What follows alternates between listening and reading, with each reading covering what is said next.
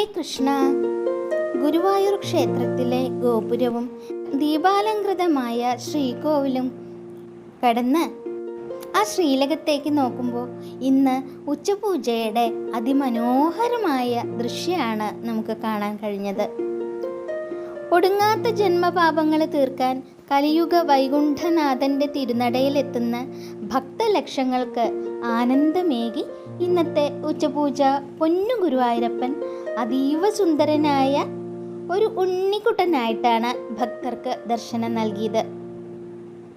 ചന്ദന കളഭ ചാർത്തിൽ തിളങ്ങി നിൽക്കുന്ന ഭഗവാന്റെ ഇന്നത്തെ രൂപം ഭക്തഹൃദയങ്ങളിൽ ഭക്തിയുടെ അമൃതവർഷം ചൊരിയുന്നത് തന്നെയാണ്. ദുരിതക്കടലിൽ മുങ്ങിത്താഴുന്ന ജീവനുകളെ കാത്തുരക്ഷിക്കാൻ താൻ സദാ സന്നദ്ധനാണ് എന്ന് പ്രഖ്യാപിക്കുന്ന അത്യപൂർവമായ ഗോവർദ്ധനധാരിയുടെ ഭാവത്തിലാണ് ഇന്ന് കണ്ണൻ ശ്രീലകത്ത് വാണരുളുന്നത്. ചന്ദനവും കുങ്കുമവും ചേർത്ത് ഭഗവാന്റെ വിഗ്രഹത്തിൻ്റെ അലങ്കാരം എന്ന് പറയുന്നത് അതിമനോഹരം തന്നെയാണെന്ന്. തടിച്ചുരുണ്ട് മിടുമിടുക്കനായിട്ടുള്ളൊരു പൊന്നുണ്ണി കണ്ണനെയാണ് ഇന്ന് ചന്ദനത്തിൽ കളഭത്തിൽ ഇങ്ങനെ തീർത്തിരിക്കുന്നത്. വലതുകാലും ഇടതുകാലും പരസ്പരം പിണച്ചു വെച്ച് നിൽക്കുന്ന ഭാവം. ആ തൃപ്പാദങ്ങളിൽ സ്വർണത്തിൻ്റെ വലിയ പൊന്തളകളാണ് ചാർത്തിയിട്ടുള്ളത്. അരയിൽ പട്ടുകോണ കൊടുപ്പിച്ചിട്ടുണ്ട്. അതിനു മുകളിലായിട്ട് കുമ്പയോട് ചേർന്ന് സ്വർണ്ണ കിങ്ങിണി മനോഹരായി തിളങ്ങി നിൽക്കുന്നുണ്ട്. കസുവ് കഷ്ണങ്ങൾ ഇങ്ങനെ ആ ചന്ദനത്തിൽ അണിഞ്ഞിരിക്കുന്ന ചന്ദനത്തിൻ്റെ മുകളിൽ ഇങ്ങനെ വെച്ചിട്ടുണ്ട്. പിന്നെ ചന്ദനത്തിൻ്റെ മഞ്ഞപ്പട്ട് പോലെയുള്ള തിളക്കവും കസവണിഞ്ഞ പട്ടുകളുടെ ശോഭയും ഒക്കെ കൂടി ശ്രീകോവിലിനെ ഇങ്ങനെ പ്രകാശപൂരിതമാക്കി മാറ്റിയിരിക്കുകയാണ്. ഭഗവാന്റെ കഴുത്തിനോട് ചേർന്ന് മനോഹരായിട്ട് വളയമാലയും അതിന് താഴെയായിട്ട് വലിയൊരു പതക്കവും, അതായത് മാങ്ങമാലയുടെ മുകളിൽ കൂടി ഒരു പതക്കവും കൂടി ചാർത്തിയിട്ടുണ്ട്.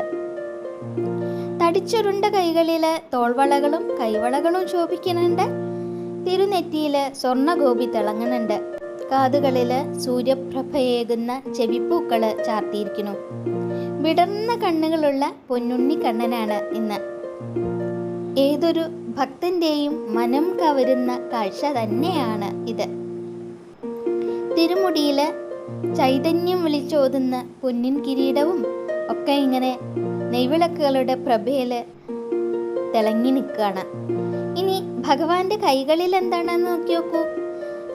കണ്ണൻ തൻ്റെ ഇടത് കൈകൊണ്ട് ഭീമാകാരമായ ഗോവർദ്ധന പർവ്വതത്തെ വെറും ഒരു ലീല പോലെ ഇങ്ങനെ മുകളിലേക്ക് ഉയർത്തിപ്പിടിച്ചിരിക്കുന്നു.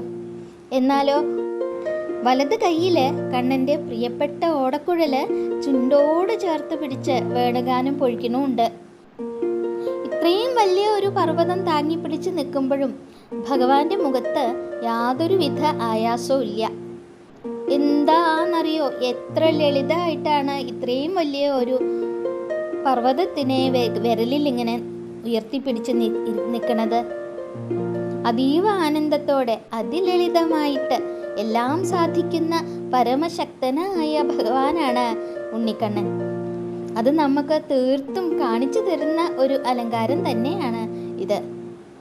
ചന്ദനം കൊണ്ടാണ് ഗോവർദ്ധന പർവ്വതം തീർത്തിരിക്കുന്നത്.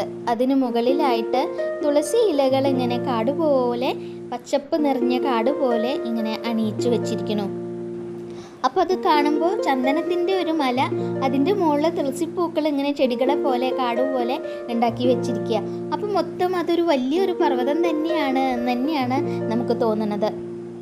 ഇനി പുഷ്പാലങ്കാരം നോക്കി നോക്കൂ.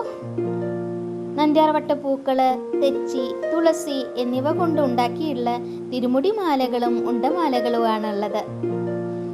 ഭഗവാന്റെ തിരുമുടിയിൽ ഒരേപോലെയുള്ള 2 മനോഹരമായ തിരുമുടി മാലകളാണ് ചാർത്തിയിട്ടുള്ളത്. നന്ദ്യാർവട്ടവും ചുവന്ന തെച്ചിപ്പൂക്കളും ഇടകലർന്നിട്ടാണ് ആ മാലകൾ ഉണ്ടാക്കിയിരിക്കുന്നത്. കഴുത്തിൽ നോക്കി നോക്കൂ. വെളുത്ത പൂക്കൾ, അതായത് നന്ദ്യാർവട്ടവും തുളസിയും തെച്ചിയും കൂടി ഇങ്ങനെ ഇടകലർത്തി ഇങ്ങനെ വിട്ട് ഉണ്ടാക്കിയിട്ടുള്ള തടിച്ചുരുണ്ട ഉണ്ടമാലയാണ് ഭഗവാന്റെ കഴുത്തിൽ ചാർത്തിയിരിക്കുന്നത്. ഇതിനൊക്കെ പുറമേ ആയിട്ട് ശ്രീകോവിലിന് മുകളിലായിട്ട് വിധാനമായിട്ട് അതായത് മേലാപ്പായിട്ട് 4-5 വലിയ ഉണ്ടമാലകൾ തന്നെയാണ് തൂക്കിയിട്ടിട്ടുള്ളത്. അതിൽ 3 എന്ന് പറയുന്നത് നന്ദ്യാർ വട്ടുപൂക്കളും തുളസിയും ചേർന്നതും, 2 ഭഗവാന്റെ ഏറ്റവും ഇഷ്ടപ്പെട്ട തുളസി പൂക്കൾ കൊണ്ട് മാത്രമായിട്ട് കോർത്തെടുത്തതുമാണ്. ഈ ഒരു പുഷ്പവൃഷ്ടിയുടെ നടുവിലാണ് നമ്മുടെ ഭഗവാൻ ഗോവർദ്ധനഗിരിധാരിയായിട്ട് നിൽക്കുന്നത്. ഗോവർദ്ധനഗിരിധാരി എന്ന് പറയുമ്പോൾ ഈ രൂപത്തിന് വലിയൊരു ആത്മീയ അർത്ഥമുണ്ട്. പ്രളയത്തിൽ നിന്ന് ഗോകുലത്തെ മുഴുവൻ ഒരു കുടക്കീഴിലും എന്ന പോലെ തന്നെ ഭഗവാൻ കാത്തതാണ്. ഗോവർദ്ധനഗിരി എടുത്ത് പൊക്കിപ്പിടിച്ച് എല്ലാവരും അടിയിൽ സംരക്ഷിച്ചു നിർത്തിയതാണ്. അതേപോലെ കലിയുഗത്തിലെ ദുരിതപ്പെയ്ത്തുകളിൽ നിന്ന്, പ്രാരാബ്ധങ്ങളിൽ നിന്ന് ഭക്തരെ കാത്തുരക്ഷിക്കാൻ താൻ സദാ സന്നദ്ധനാണ് എന്ന് ഭഗവാൻ നമ്മളോട് അരുളി ചെയ്യാണ്. നീ എൻ്റെ തൃപ്പാദങ്ങളിൽ ശരണം പ്രാപിക്കൂ. നിന്റെ ജീവിത ഭാരങ്ങളാകുന്ന ഗോവർദ്ധന പർവ്വതത്തെ ഞാൻ എൻ്റെ ഒരൊറ്റ വിരലിൽ താങ്ങി ഞാൻ നിന്നെ രക്ഷിക്കും എന്ന് ഭഗവാൻ നമുക്ക് തരുന്ന ഉറപ്പ് തന്നെയാണ് ഈ ഒരു അലങ്കാരം എന്ന് പറയുന്നത്. ആ പിണച്ചു വെച്ച ദിവ്യമായ തൃപ്പാദങ്ങളെ നമുക്ക് മനസ്സിൽ ധ്യാനിച്ച് നമസ്കരിക്കാം.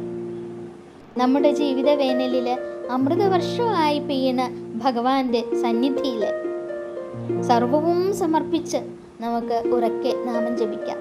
നാരായണ നാരായണ നാരായണ, കൃഷ്ണ ഗുരുവായൂരപ്പ.